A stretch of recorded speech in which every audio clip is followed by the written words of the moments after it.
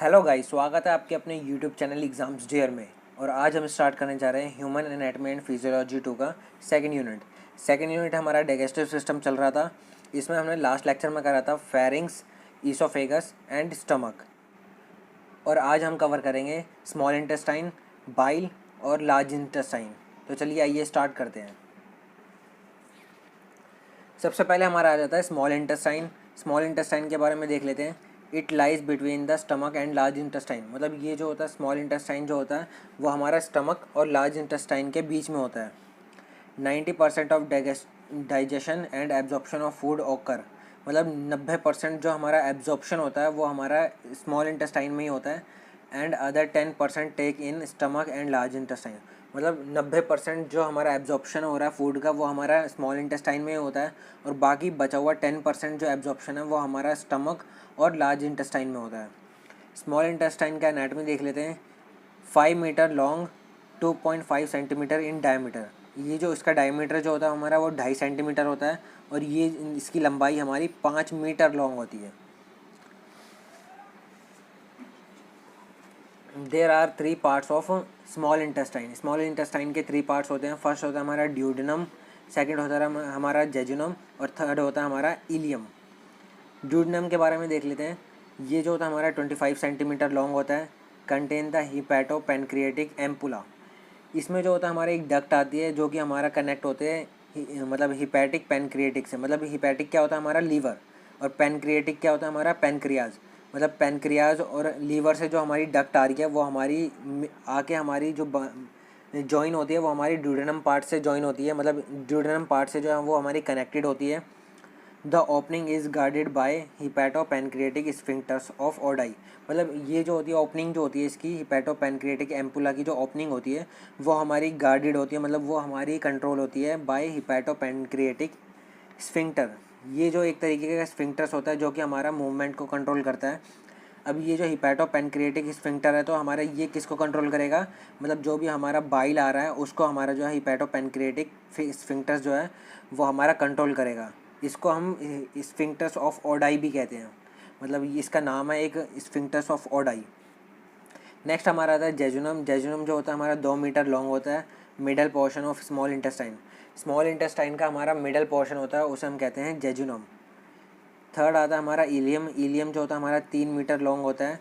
Terminal sections मतलब जो हमारा एंड वाला पार्ट होता है स्मॉल इंटेस्टाइन का उसे हम कहते हैं इलियम। ये हमारा 3 मीटर लंबा होता है। Join the large intestine bye ileocaecal sphincters.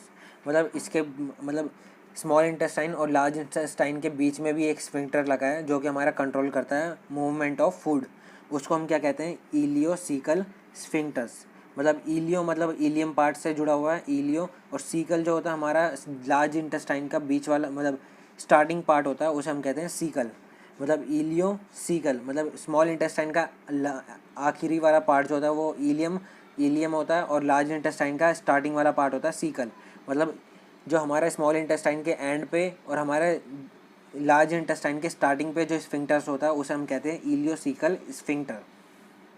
Next आता है हमारा structure of small intestine. Small intestine का स्ट्रक्चर देख लेते हैं। Walls of small intestine composed of 4 layer. Small intestine की वॉल्स जो होती है उसमें हमारा जो है 4 लेयर्स प्रेजेंट होती है। पहली होती है पेरिटोनियम, दूसरी होती है मसल लेयर, तीसरी होती है सब म्यूकोसा और चौथी होती है हमारी म्यूकोसा। म्यूकोसा जो होती है वो हमारी सबसे अंदर वाली लेयर होती है जो कि हमारा म्यूकस को सिक्रेट करती है। Mucosa surface area of small intestine is greatly increased by permanent circular folds called villi and microvilli।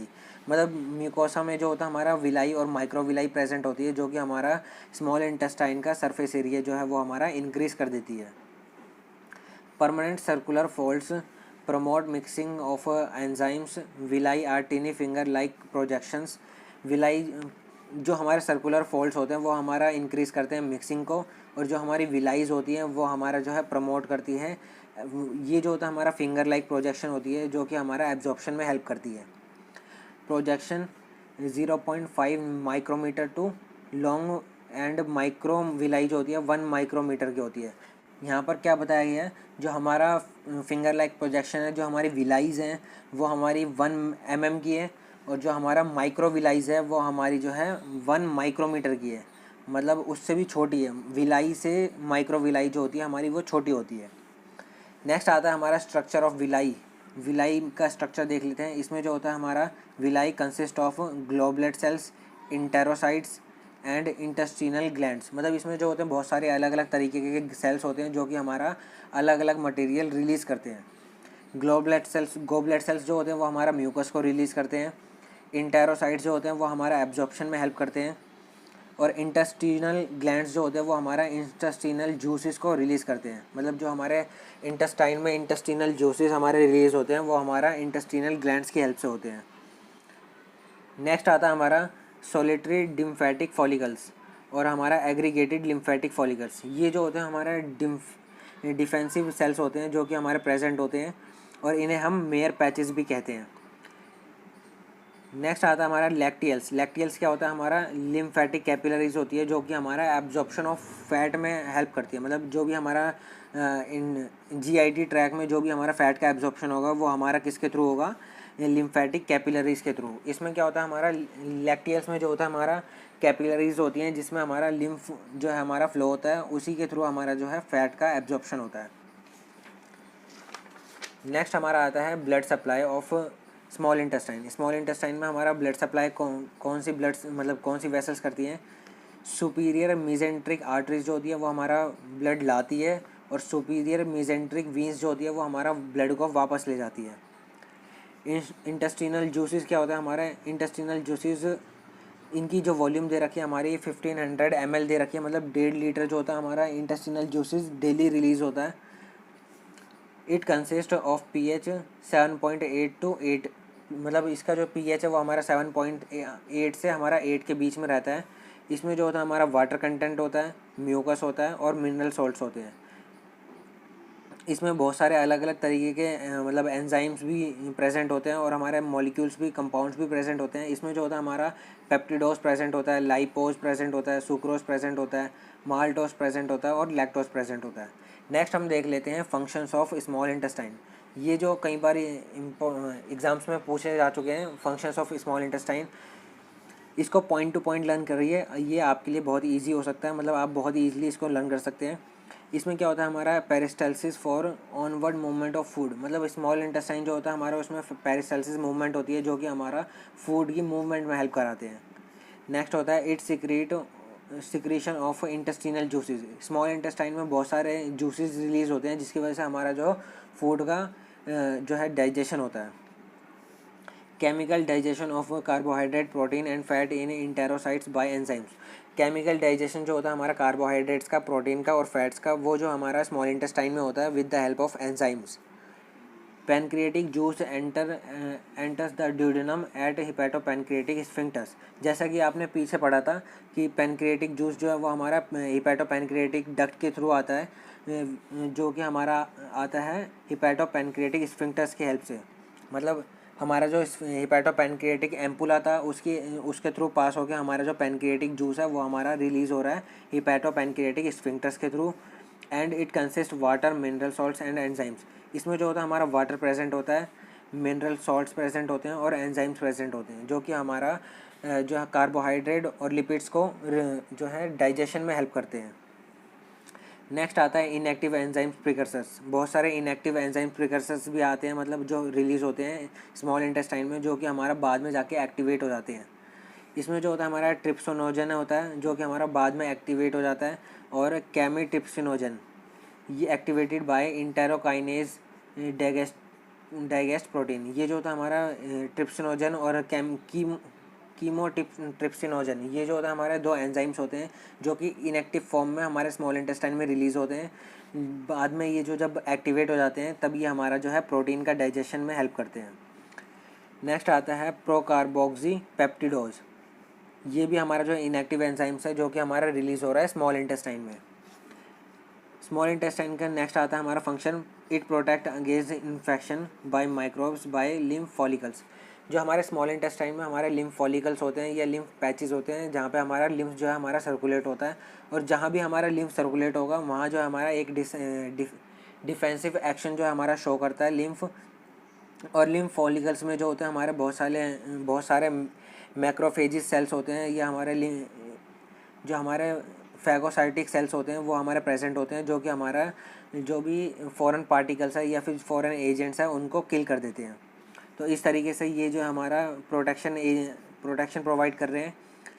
Secretion of hormones, cholecystokinin, small intestine जो होती है वो हमारे हार्मोन्स भी रिलीज़ करती है। CCK, ये जो होता है हमारा कोसिस्टोकाइनिन, ये हमारा स्मॉल इंटेस्टाइन की हेल्प से हमारा जो रिलीज़ होता है। एंड सिक्रेटिन, ये दो हार्मोन्स जो है वो हमारी स्मॉल इंटेस्टाइन रिलीज़ करती है, cholecystokinin and secretin. It stimulate pancreatic juice secretion, जो कि हमारा पैनक्रिएटिक जूस सिक्रीशन को स्टिमुलेट करता है by endocrine cells in the walls of duodenum.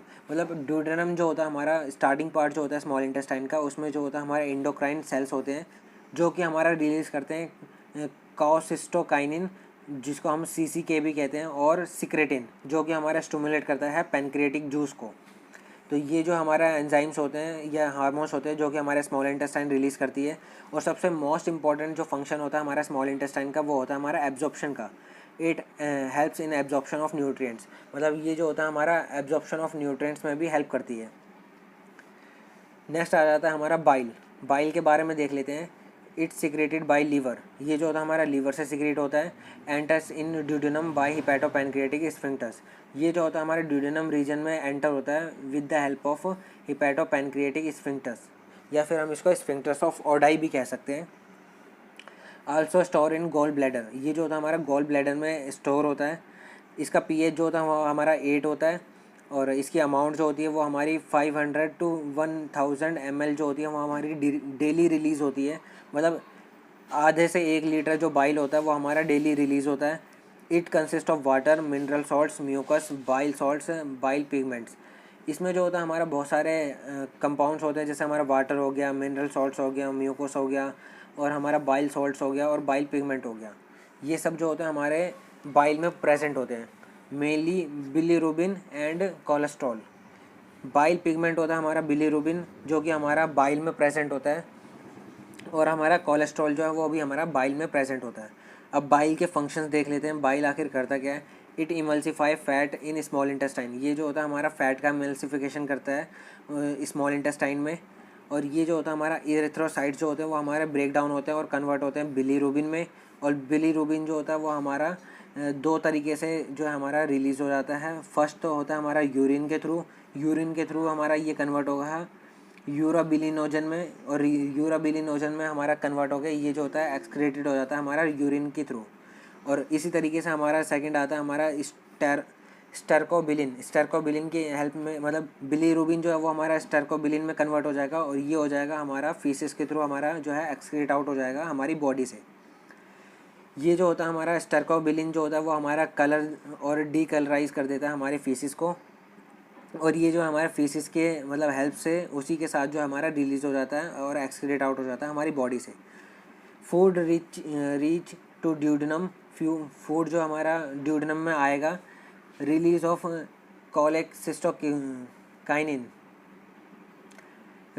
Cholecystokinin and secretin, हमारा जो फूड जब हमारे ड्यूडेनम रीजन में आएगा तब हमारा जो है जो हमारे एंडोक्राइन सेल्स थे वो हमारे रिलीज़ कर देंगे कोलेसिस्टोकाइनिन और सिक्रेटिन को। ये जो दो हार्मोन है जो कि हमारा स्मॉल इंटेस्टाइन रिलीज़ करती है।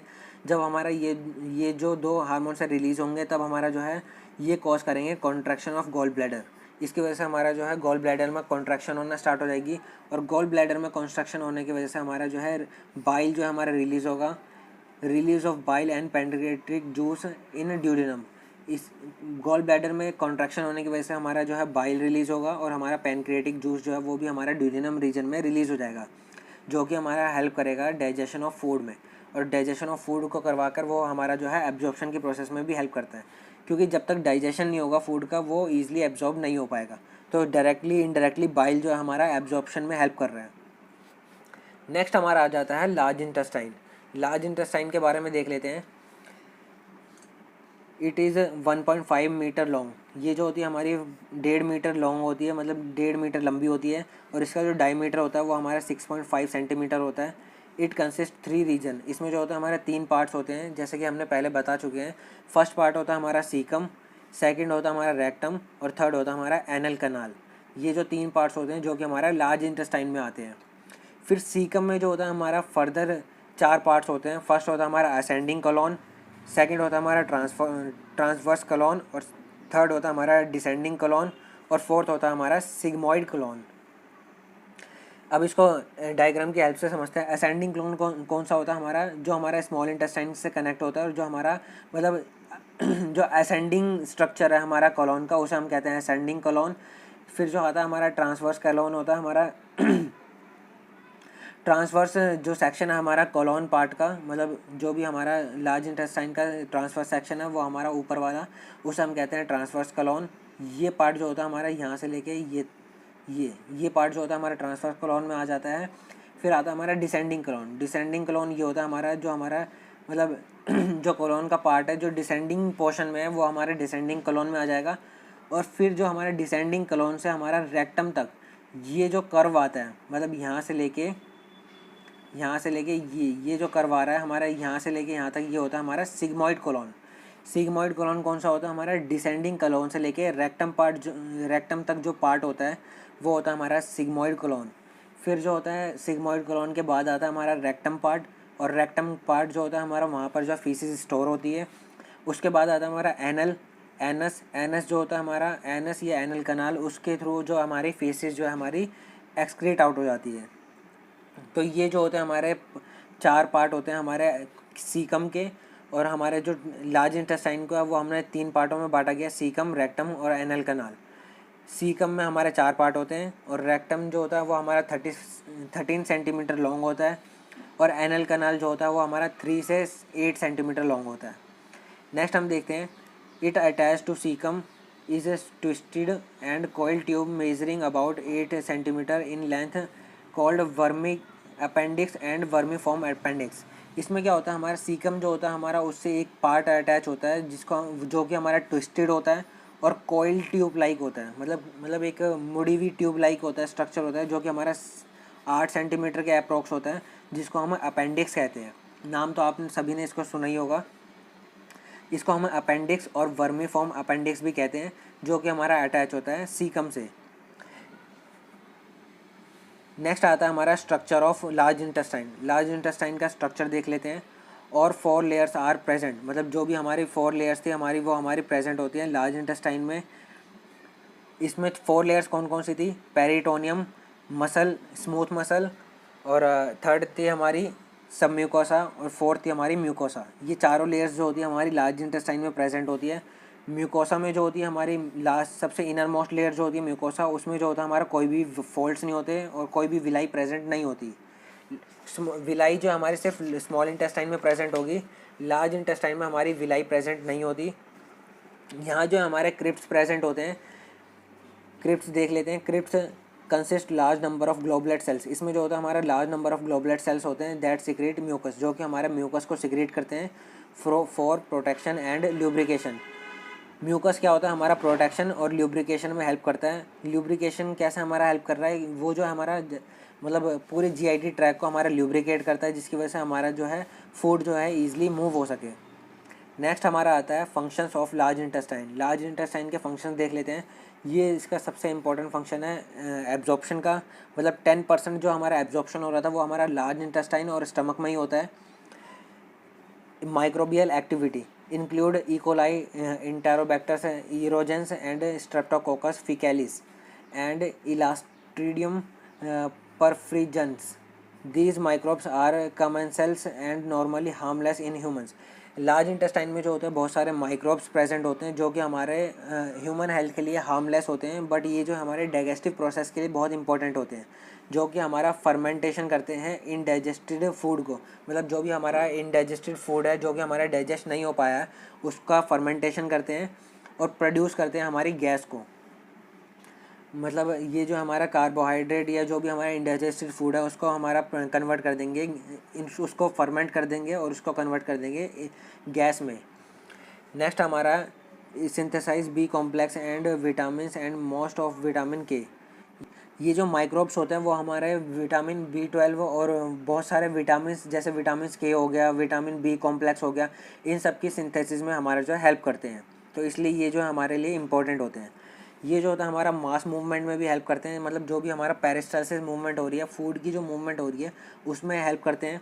और डिफिकेशन मतलब ये क्या होता है हमारा, डिफिकेशन क्या होता है, removal of faeces from anus, ये जो इसे हम कहते हैं डिफिकेशन, मतलब जो भी हमारा अनडाइजेस्टेड फूड है उसको हमारा रिमूवल होता है from our body with the help of anus, उस प्रोसेस को हम कहते हैं डिफिकेशन।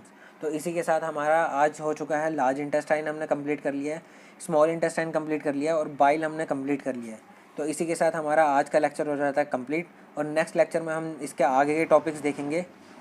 उम्मीद है नेक्स्ट 2 लेक्चर्स में ये हमारा जो है यूनिट जो है मतलब डाइजेशन प्रोसेस जो है वो हमारी कंप्लीट हो जाएगी। तो चलिए गाइज मिलते हैं नेक्स्ट लेक्चर में। और जिन भी फ्रेंड्स को फार्मा से रिलेटेड नोट्स, प्रैक्टिकल फाइल्स या प्रीवियस ईयर सॉल्व पेपर चाहिए वो हमारे टेलीग्राम चैनल से आके फ्री ऑफ कॉस्ट डाउनलोड कर सकते हैं।